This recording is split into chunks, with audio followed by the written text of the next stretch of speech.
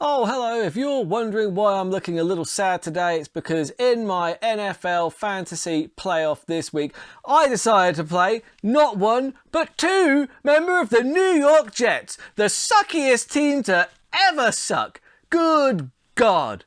Oh my God. I mean, to be fair, this was forced on me because there are certain players that are injured, so I had to put like a couple of Jets in, but I might as well have played two players that were on injured reserve. They'd have done a better job than those stinking trash bags did against the Jaguars last night.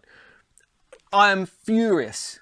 Absolutely furious. But on the bright side, in this fantasy league that I run, there are some teams that aren't run by idiots, complete morons, right? They're good teams. Let's go and have a look at their decision making, because that'll make you much more likely to win in your fantasy games if you're watching this and have a fantasy game that you want to win. So yeah, let's take a look at what happened last week, week 15, and look forward to week 16. Ah, God, not there's anything to look forward to. Oh, just play the music. Play the damn music.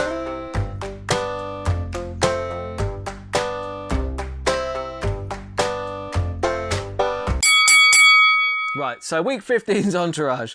Vinny Chase has to go to Mahomie, Pat Mahomes. He did an absolutely fantastic job to get Baltimore Ravens one more regular season win against their arch rivals, the team with no nameth.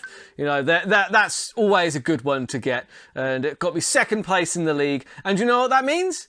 Absolutely nothing. Nobody remembers second place. Nobody remembers second place. Remember that, guys. I should give inspirational talks to teenagers. Nobody remembers second place. Nobody records that, all right? Means absolutely nothing. You are first or you're last.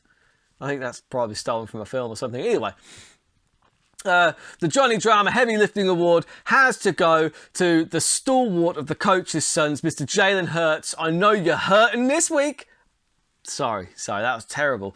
But yeah, no, it does suck for the coach's sons that Jalen Hurts is hurting this week, because Jalen Hurts put up some ridiculous numbers, as he has been doing every week this season. The Turtle Better Than Expected Award has to go to Saquon Barkley, because right now it's kind of weird to see him scoring so high. I know we all know what he's capable of, but lately he hasn't been on form. So the Harlots were ecstatic to see that Saquon Barkley was back on form to get another win over the Gorillas, taking third place overall in the regular season in the league. Also, congratulations to the Suns for winning the league. I think I congratulated you last week, but congratulations again. Then you've got the Ari Jeremy Piven Range Diversity Award. This week goes to a player, a running back, on the Legion of Mixon, but not Joe Mixon. This one's going to Mr. David Montgomery, who put up some ridiculous numbers, receiving, rushing. He did it all. The range was perfect. Lovely stuff. And the E Terribleness Award, I know you weren't the lowest scoring tight end this week, looking at you, Freermuth, all right? But you are still the suckiest tight end, Mr. Mike Gesicki. Step on down, 0.5 for over 3 games. That is sucky. That is almost as bad as my general decision making in fantasy, in the playoffs at least. Good Lord. Just terrible. Just so unhappy with my decision making right now. Right, so yeah, then I'm going to very quickly look at what happened in week 15. The week 15 roundup for the NFL. So, Vikings versus the Colts, you had the highest deficit in NFL history overcome by the Minnesota Vikings, and I saw that shit coming. I put a bet on at halftime, and I wasn't betting on the Vikings to win. No. I was betting on the Colts to bottle it, and bottle it they did. They bottled it to the point that the Vikings managed to snatch it in overtime. I think it was like 36 unanswered points in the end. Snatched it in overtime with a field goal, cinching the NFC North. Congratulations to the Vikings. And whilst the Colts did try to be the most bottly team of the week, they weren't quite the most bottly team of the week, because that award has to go to the New England Patriots, and you love to see it. As a Jets fan, you love to see it, although we still suck. So yeah. Anyway, at 24-24 with the clock expiring, they tried to do that thing, you know, where they grab the ball, run, throw it backwards, try and throw it through the whole team, basically. They threw it right to Chandler Jones, who then got the touchdown for the Raiders, which is quite frankly hilarious. And you know what? Couldn't happen to a nicer team. The fantasy owners for George Kittle are pretty happy to see Tbow staying sidelined, quite frankly, because if Tbow being sidelined means that all of Purdy's throws are going to be going to George Kittle, then you know what? That's a sacrifice I'm willing to make, because it's been hard to get a good tight end this season, and Kittle's numbers were fantastic last week as a result of that. The Jets keep going from brilliant to sucking. The problem with Zach Wilson is he doesn't even have a first read, let alone a second. Like the first read, if the play goes according to plan, he's good. He can execute the play. But when the play falls apart, he doesn't know how to read the defense. So he just has no reads. He doesn't have a first read, let alone a second. It's a problem. It's a real problem, because also, even despite that, the Jets should have beaten the Lions. They actually played pretty well. It was only because we missed that field goal at the death that it didn't push it to overtime. And, you know, who knows what would have happened then. And then, obviously, the Jets this week on a quick turnaround game go on to look absolutely awful against the Jacksonville Jaguars. Just a terrible performance. And you know what do you know who I blame for all of this? It's not Zach Wilson. It's not the offensive line that were quite frankly as crumbled as a 3-year out-of-date chocolate wafer last night. It was that you might as well have put some wet tissue paper around Zach Wilson. That would have protected him more than that offensive line did last night. It was woeful. But I don't blame the offensive line. I don't blame Zach Wilson. I blame the Buffalo Bills. The Buffalo Bills are the ones that dry humped Mike White to the point that they broke his ribs. I'm a fan of big hits, but some of that was egregious. Come on, man. If we still had Mike White in there, we probably would have made the playoffs. My playoff game would have gone a lot better, because like the ball would have gotten to Garrett Wilson, and it wouldn't have absolutely completely sucked. So it's the Buffalo Bills' fault, quite frankly. And I am not happy about it. Screw you, Bills. See you in hell. Anyway. Tom Brady has lost 8 games for the first time in his entire career. That's big news. I mean, I don't wish it on him. I'm actually a Brady fan. I respect what he's done for the sport. But yeah, first time he's ever lost 8 games in a season. And that's roughly the big things that happened in the NFL last week. Now, let's look forward to week 16, the playoffs in the Orion Bowl. I'm going to start off with the Legion of Mixon taking on the Dallas Trey Gorillas. Now, a lot of these lineups are subject to change because there has been a trade that I don't quite agree with. And look, Dak made the trade and the Gorillas accepted it. The Gorillas don't have much to play for. I understand why they would want Nick Chubb, because he's a possible keeper, but I don't agree with the trade. It seems like you're just giving all of your good players to Baby Got Dak to get, like, the only real weakness Baby Got Dak has got is at quarterback, and you're giving him Josh Allen for the playoffs. I don't think that's particularly fair to the other teams that are in the playoffs. I have voted against the trade. Look, fair play to you for trying. It's a good strategy. It is allowed. I am imposing a trade deadline next season. There will be no postseason trades because exactly these kind of shenanigans can take place. And I think it is shenanigans just a little bit. Look, I'm not hating on it. Fair play to you. But I've voted against it. I don't know who else has.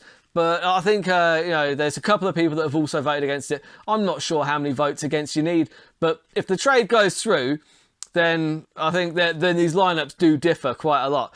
But for me, it's about Joe Burrow and Mixon against New England this week. Robinson against, Gobi against San Francisco. That's not a bad shout, actually. Brandon Ayuk, because obviously Samuel Debo isn't going to be playing. So in theory, he should get more of the ball. David Montgomery's a great play because he's just a very good running back. Patriots defense against Cincinnati. Playing your starting running back and quarterback against your defense. That is a bold strategy, Legion. It's a bold strategy. I hope it works out. But you're playing a guy who is still playing Mike Gesicki in his lineup. So I cannot, in good conscience, pick the Gorillas to win this if they continue to play the suckiest tight end in the league. I'm saying this is going to be a Legion of Mixon win.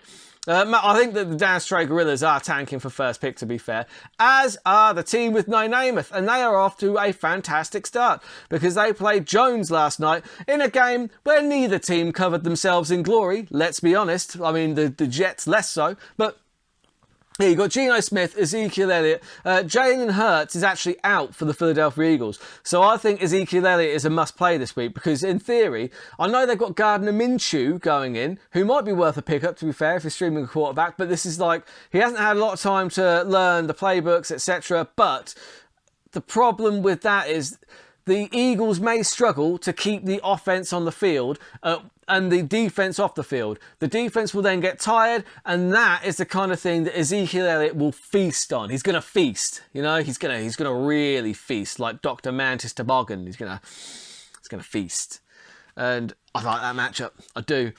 Josh Jacobs, he's just a fantastic running back, definitely a keeper there. Geno Smith is pretty good. You've got CeeDee Lamb in there as well. Chris Godwin, again, hit and miss. I'm a bit dubious of any Tampa Bay wide receivers because there's just so many of them to throw to, and it doesn't seem like one is really establishing themselves as a clear wide receiver one. So then you've got on the other side the Indianapolis Colts. You've got Dak Prescott, Derrick Henry. Dak Prescott could have a good game because, again, the Eagles could struggle on offense because a lot of the reason their offense has been so good is Jalen Hurts, let's be fair. Derrick Henry, Najee Harris, both good plays. Metcalf, DK Metcalf, very, very good. Jalen Waddle, very good. Freemuth, dead player, get him out of there. Mike Evans, again, the same as Godwin. I do think that Mike Evans, any of the Tampa Bay wide receivers, can be a dubious play purely because you don't know who Brady's going to be throwing it to. Badgley, great name, love that kicker. Ravens D against Atlanta, yeah, you know what, that could be a good play. I'm going to say that the team with no Namath aren't tanking hard enough. I think they might win this week, and then they won't end up. Thing is, though, I don't know if he is tanking because I know that the team with no Namath, they're more proud than they like to let on. They don't want. They're the toilet bowl champions from last year. They don't want to hold that twice in a row. I mean, I know I wouldn't, just saying. So then we're going to move on to the semi-final matchup that's got slightly less jeopardy in it thanks to the Jets last night. So the Baltimore Ravens, my Baltimore Ravens, taking on the San Diego Harlots. And this one, quite frankly, it's heavily in favour of the Harlots. I'm not going to lie. I'm not going to say it's completely over. I'm just saying that I've maybe got only a 5% chance of winning this thing because I'm giving myself no chance. No chance in hell. Because look, obviously I had injury, like Chris Olave.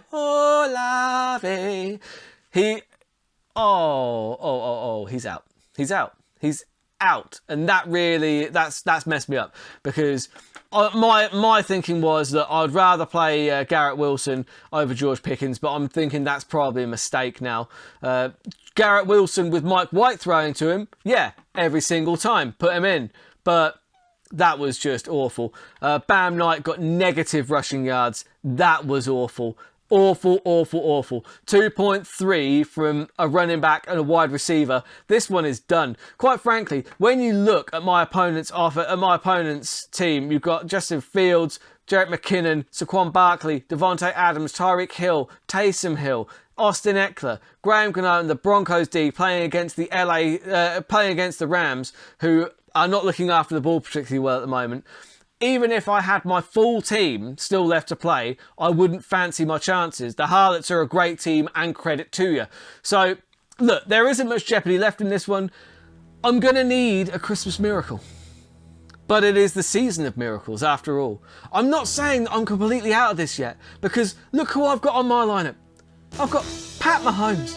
Pat Mahomes, he's the man. He's the man in Kansas City. He's the man in the Baltimore Ravens offense. He has been putting up ridiculous numbers all year. He's definitely staying a Baltimore Raven. He is well worth taking high because you need that elite quarterback in your team. Tony Pollard.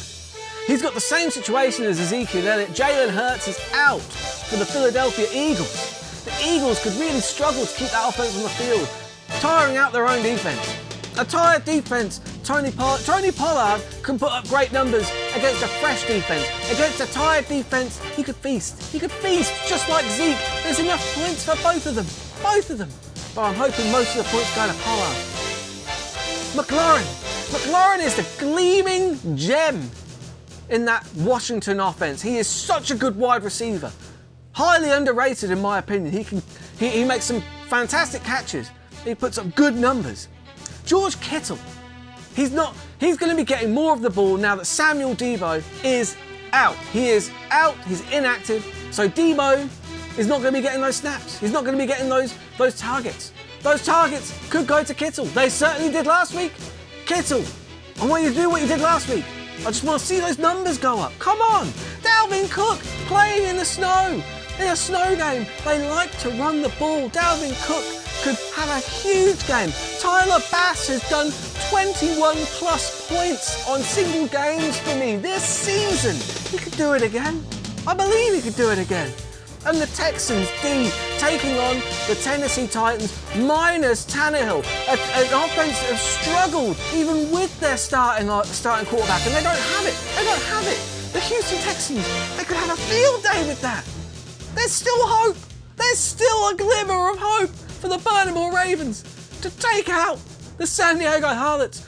And I'm looking forward to just watching it unfold, honestly. I'm just looking forward to the game. I love being a part of this. I love being in playoff football. Yes! The Baltimore Ravens have made it difficult for themselves by relying on the Jets, who suck beyond belief. But my God, I believe. I believe.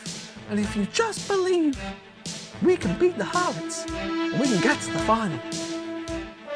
That being said, my actual pick is going to be the Harlots because I'm a realist, and realistically, the Harlots are definitely going to win. So, yeah, moving on to the game that has slightly more jeopardy. Got the Coach's Sons versus Baby Got Dak, Baby Got Trades, as we call him in the group. Good Lord. If that trade goes through, rather than Herbert, he is going to have Josh Allen. And rather than Chubb, he is going to have Alvin Kamara. Obviously, Chubb is unlikely to play, apparently. But outside of that, look, he's put together a fantastic lineup this season. And credit to you, Dak. Honestly, huge credit. You've done some brilliant trades. You've ended up, like, outside of those players that you've just traded for, which I've voted against the trade. I don't believe it's the fairest trade in the world. But, you know, that's just, obviously I'm heavily biased because I'm also in the playoffs. But you've also got Miles Sanders, Stephon Diggs, Justin Jefferson, Travis Kelce, DeAndre Hopkins, and the 49ers D in there. I don't know who you're going to be playing at kicker. What kickers have you got on your bench? Have you got any kickers? You're just not playing a kicker. Yeah, next season, there's going to be... there is going to be another rule, so you must play a full lineup. You must play a full lineup. But yeah, then on the other side, heartbreak for the Coach's Sons. The Coach's Sons all year have been putting up tremendous numbers, but one of the biggest reasons for that is Mr. Jalen Hurts, who is out this week. So enter Kirk Cousins, who isn't quite as reliable as Jalen Hurts, let's be fair, right? But outside of that, look, you've got Connor. That's a decent matchup against Tampa Bay. He's also their number one running back. Christian McCaffrey, we know what Christian McCaffrey is capable of. He could put up 40 on his own. I'm sure the Coach's Sons will be hoping for that now that they're down their impressive quarterback. Jamar Chase, fantastic, absolutely elite player. He's a must-start. Amon-Ra St. Brown, brilliant player, must start. He's the number one wide receiver in Detroit by a mile. Mark Andrews, he can always have a big game. Obviously, they're without Lamar Jackson, so it'll be interesting to see what happens. Ramondre Stevenson, very good running back in his own right against their Cincinnati D that has struggled in parts against the run. And Lions D is an interesting play. They're either boom or bust, really. Against Carolina, they're probably going to be closer to boom, totally honest. Look, the Coach's Sons, they know what they're doing. They are 13-2 on the season. That too happens to be yours truly, Mr. Baltimore Ravens over here. But the Coach's Sons, they know what they're doing, right? If the trade doesn't go through, I'm taking the Suns. But if the trade goes through, and do you see what I mean? Like, Baby Got Dak's lineup there, the only real kind of half weakness is quarterback. You give that man, Josh Allen, there are no weaknesses. He's going to put up like record numbers, and there's no way that not only he will win this week, he will also win the whole thing. If the trade goes through, Dak has won the whole thing. That is my prediction. But anyway, I just want to say, guys, thank you so much for taking part in the league this year. It's been tremendous fun. Honestly, I've enjoyed the hell out of it. I've still got a lot to enjoy as well. I'm really looking forward to watching the games tomorrow night on Red Zone. Don't forget, Red Zone is on tomorrow night. If you wouldn't mind just hitting subscribe, that'd be tremendous. And I just want to wish everybody in my league luck, and everybody who watches this that's not in our league, best of luck in your fantasy matchups as well. If you're in the playoffs, great, best of luck in getting to that final. If you're not in the playoffs, best of luck in tanking for first pick. And just, you know, if I've picked you to win, prove me right. If I've picked you to lose, prove me wrong. Let's see who ends up in the final next week. You'll have to subscribe and tune in next week to find out who makes the final in the Orion Bowl.